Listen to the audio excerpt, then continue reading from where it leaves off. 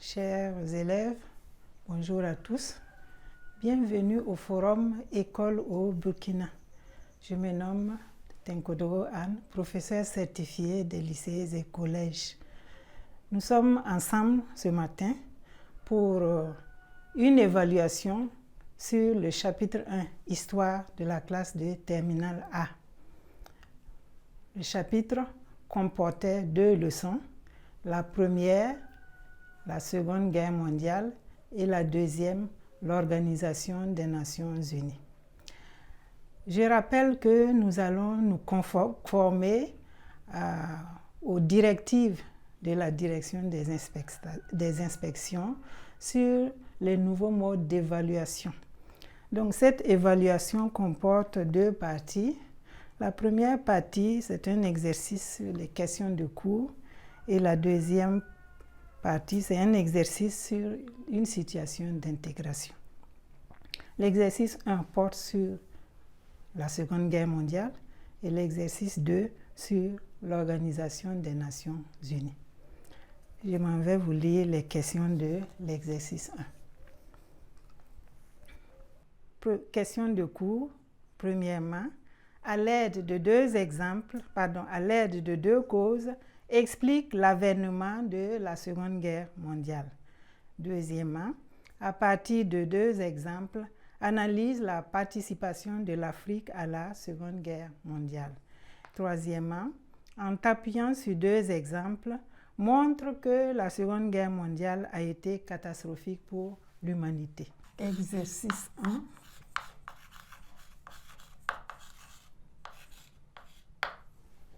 Question de cours.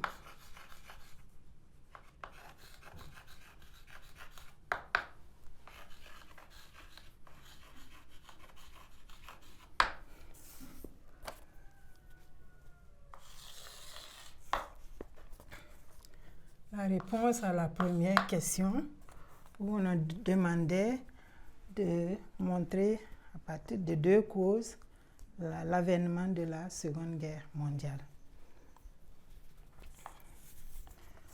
2 causes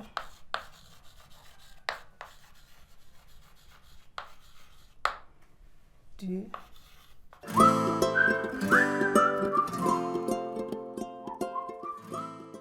Donc, nous avons 2 grandes causes qui expliquent l'avènement de la Seconde Guerre mondiale. La première cause, ce sont les sanctions économiques et financières imposées à l'Allemagne.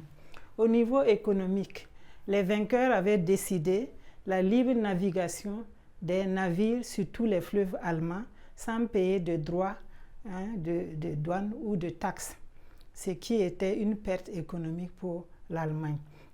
Au niveau financier, l'Allemagne, accusée comme étant le principal agresseur de la Première Guerre mondiale, devait payer des réparations à la France et à la Grande-Bretagne. Ces réparations étaient à hauteur de 132 millions de marks or.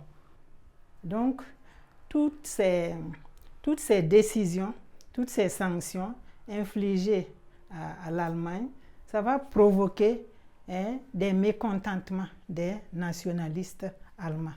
La deuxième cause, c'est la formation des blocs. Nous savons qu'avant la Première Guerre mondiale, il y avait en Europe 2 blocs. Il y avait les puissances de l'Entente, France, Angleterre, Russie. Et puis il y avait de l'autre côté la triple alliance. Il y avait l'Allemagne, il y avait l'Italie et il y avait l'Autriche-Hongrie. Mais au cours de la Première Guerre mondiale, la triple alliance s'était réduite à la duplice. Donc c'était devenu l'Italie et l'Allemagne. Et l'Allemagne et l'Autriche-Hongrie, parce que l'Italie va entrer en guerre aux côtés de la triple entente. Mais à la fin de la Première Guerre mondiale, les sanctions vont faire de telle sorte que l'Allemagne et l'Italie, déjà ruinées par la guerre, vont perdre leurs colonies et vont petit à petit développer ce qu'on appelle le fascisme. Et le fascisme avait pour principe la revendication d'espaces vitaux par la force. Ça, c'est sur le continent européen. Sur le continent asiatique, il y avait également le Japon qui développe le fascisme. Donc, les trois pays, les trois puissances vont se rapprocher pour former ce qu'on appelle le bloc des puissances fascistes ou encore le bloc des puissances de l'Axe. De l'autre côté, nous avons la France, le Royaume-Uni et les États-Unis qui forment ce qu'on appelle les démocraties. Les puissances de l'Axe revendiquent des espaces vitaux parce que par rapport à l'autre bloc, ils n'ont pas eu la chance de maintenir leurs colonies sur lesquelles ils pouvaient espérer puiser des ressources pour continuer à se développer. Donc, ils revendiquent des colonies, ils revendiquent des espaces vitaux et ils vont le faire par la menace, par les agressions. Ce sont ces agressions-là qui vont conduire peu à peu au déclenchement de la Seconde Guerre mondiale. Nous avons par exemple en Europe l'occupation de l'Albanie par l'Italie. Nous avons ce qu'on appelle l'Anschluss, le rattachement de l'Autriche à l'Allemagne. Nous avons la dislocation de la Tchécoslovaquie par l'Allemagne. Nous avons l'invasion de l'Éthiopie en Afrique par l'Italie. Nous avions celui-là même qui a commencé les agressions, c'est le Japon qui a envahi un territoire chinois qu'on appelle la Mandchourie.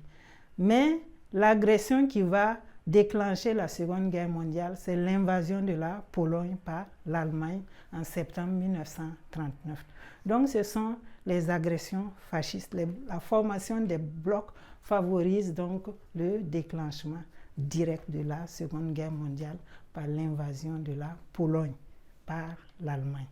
Voilà donc en gros comment on peut expliquer l'avènement de la Seconde Guerre mondiale par ces deux causes-là.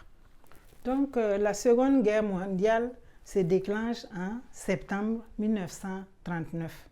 La Pologne a été envahie le 1er septembre. La France et la Grande-Bretagne déclarent la guerre à l'Allemagne le 3 septembre 1939. Au moment de la Seconde Guerre mondiale, l'Afrique était toujours sous domination coloniale.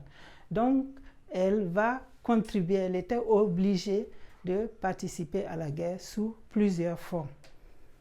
Donc, nous allons analyser cette participation de l'Afrique, donc le rôle de l'Afrique sur le plan humain et sur le plan stratégique.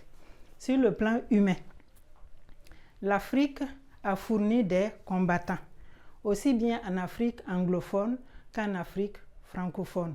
Et ces combattants se sont battus sur plusieurs fronts, en Afrique, en Asie, en Europe. Ils se sont battus avec bravoure pour la libération de leur métropole. L'Afrique a envoyé également donc, des porteurs. Donc certains de ces combattants se sont transformés en porteurs pendant la guerre. Et il y a eu également la participation stratégique. Sur le plan stratégique, on peut noter le fait que l'Afrique a été un terrain de combat. Plusieurs pays africains ont été des champs de bataille. En Afrique du Nord, en Afrique au sud du Sahara. Donc, une bataille ou des batailles qui ont opposé l'Afrika Korps du général Rommel aux forces des Alliés. Forces des Alliés qui étaient soutenues donc par les combattants africains. L'Afrique a été le lieu où se sont préparés les débarquements qui ont permis de libérer l'Europe et aussi de libérer une partie de l'Afrique du Nord.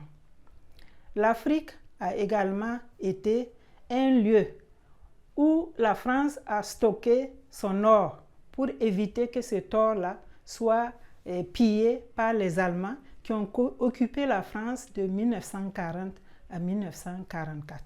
Cet or a été stocké à Caille au Mali. L'Afrique a été également le lieu où s'est réfugié le général de Gaulle.